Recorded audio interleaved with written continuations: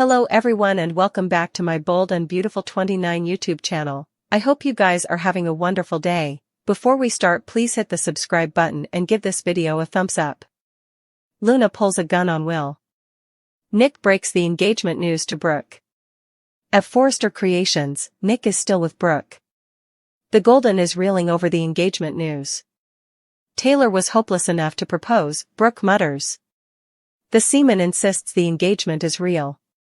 She wants details, so Nick gives them to her. Brooke is shocked that Ridge didn't crawl down from Taylor. Nick does say that the ring was bought in St. Thomas. Brooke can't believe this. Just when she allowed Ridge would eventually wake up. Nick suggests Brooke fight for herself for a change. Does she really want to live this way? The seaman refuses to leave while Brooke is in this condition. Taylor could get ditched and Ridge will be soliciting Brooke again, but there's another choice that can be made. They suppose back to their marriage. Nick holds Brooke. At Eric Estate, Taylor admires her engagement ring. She calls it empowering. This will be a huge blow to Brooke. Ridge suggests that he tell the Golden before she hears it from someone differently. Talk turns to RJ. Ridge thinks RJ will be disappointed but will ultimately give Tridge their support. At the Precipice House, Chief Bradley, Finn, Steffi and Elektra continue watching the surveillance. Luna says she has a plan to stop Steffi ever. Steffi and Finn suppose they got her. Steffi wants Luna arrested.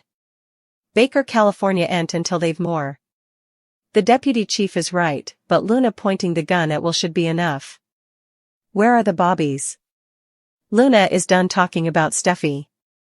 She tries to make out with Will, but he's not into it. Luna suddenly realizes she's being played. As she rips open his shirt, the cables are exposed. Luna can't believe that he did this to her. Will says she's done terrible effects and hovered Elektra. Will adds that she needs professional help and she's going back to captivity. That's when Luna grabs her gun and sluggishly approaches a nervous Will. Luna calls him a disappointment and she's not going back to captivity. Nick offered up the details of what he eavesdropped at Il Giardino and convinced Brooke that the engagement was legal. Nick complained about Ridge bending Brooke and Taylor against each other. It left Nick wondering if Brooke really wanted to live this way. It was hard for Brooke to let go, but Nick kept bashing Ridge and assumed he'd come crawling back to Brooke ultimately. Nick claimed Brooke shouldn't let Ridge do it this time and offered up himself as another option as they disregarded about the history. Although Nick had preliminarily been planning to head back to Italy, he decided to stick around and support Brooke since she didn't need to be alone right now. At the Forrester manse, Taylor conceded that Brooke wasn't going to be happy about her engagement to Ridge. Since they had a lot of history together, Ridge knew this would be hard for Brooke and claimed the news had to come from him. At Luna apartment, she talked to Will about Steffi being in the way of her relationship with Finn. After Luna mentioned her plan to get relief of Steffi, that left Steffi and Finn agitated since they felt that was enough evidence. Chief Bradley claimed they demanded to keep hearkening and get further details to solidify the case.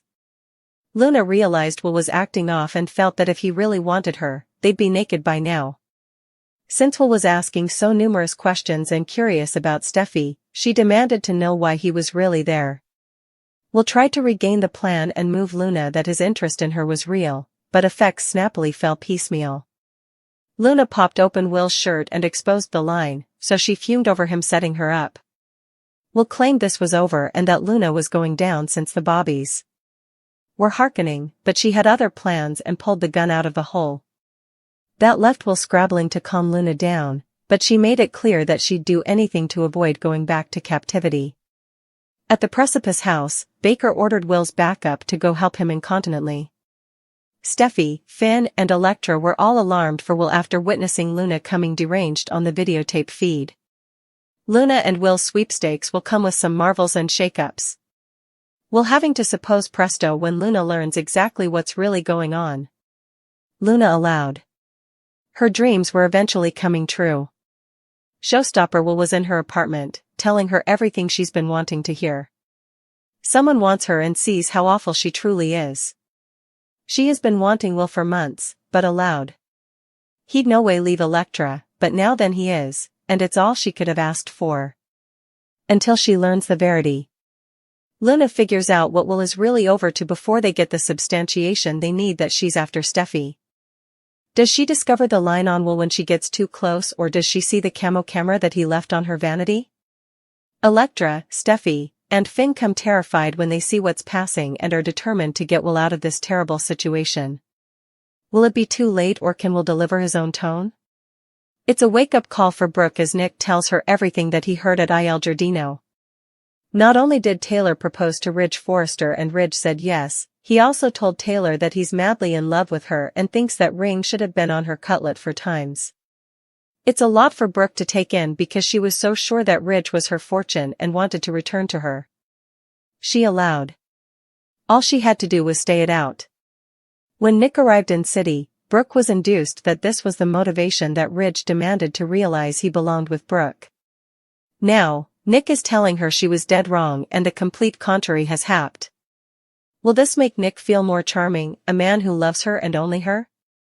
Is it eventually time to break free of Ridge? Ridge wants to remain married to Taylor. He likes where effects are in their relationship, indeed though it's breakdown, which has Taylor questioning Ridge's fidelity. Meanwhile, suckers might be torn up over the verity of Ridge's commitment. It's safe to say that Ridge has commitment issues. He can't decide whether he wants Taylor or Brooke. Ridge left Brooke when he assumed that she was part of the Forrester Creations preemption. He still holds this over her head to this day.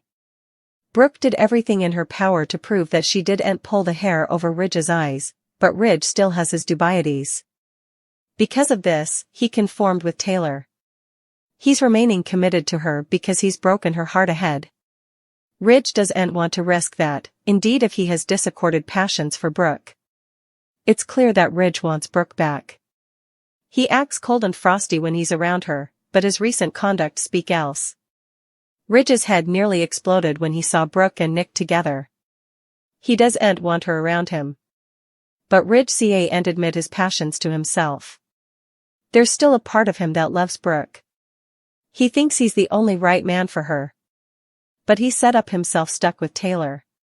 He's floundering to work his way out of this relationship, this time around. Taylor's broken heart pattern might help Ridge from going back to Brooke. He's being so stubborn about his passions this time around because he feels responsible for Taylor's health. Ridge leaving Taylor could beget her to relapse. Ridge and Brooke will reconnect in Naples. It's possible that Taylor will learn about it. Ridge could stay with Taylor for this reason, not because he loves her, but because he doesn't want to hurt her again. Luna's been teetering on the edge of a breakdown now, and at this point, she's taken a flying vault right into full-bloated lunacy. And who's been the only one to try and stop her before she fully burned?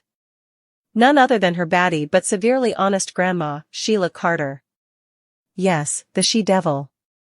The woman who survived further fatal consummations than a horror movie slasher, but this time, she might just be our last stopgap. Sheila ate Luna with open arms when she set up out they were blood. She hugged her, idolized on her, gave her an alternate chance at family which, for Sheila, is principally saintliness. She told Luna to back off from the Forresters, to keep clear of Finn, to leave Will alone. So what did Luna do? The exact contrary. This girl's gone from dizzy mist to disaster in stilettos. She's stalking her father and his family like she's auditioning for a restraining order. She's had the bitterness to creep around Finn and Steffi's after being told to buzz off, and intimately approaching little Hayes like it's a game. That didn't just cross the line, she cancelled it. Not only is Luna deranged, she's doing it with a smile and a lip buff that says, "What boundaries?" Well, the time for Vim addresses and pinky pledges is over. Sheila gave her a chance. Several, actually. Now it's time for Sheila to do what she does stylish: shut it down. And we mean all the way down. Could Sheila fake a hijacking just to scarify her? Absolutely. Might she lock Luna in a room with nothing but a glass and some tough love until she comes to her senses? Entirely possible. We wouldn't indeed blink if Sheila showed up with a shovel and a harangue. Luna needs to learn there are consequences, Sheila consequences. Because if there's one thing we know about the she-devil, it's that she no way lets a family treason slide.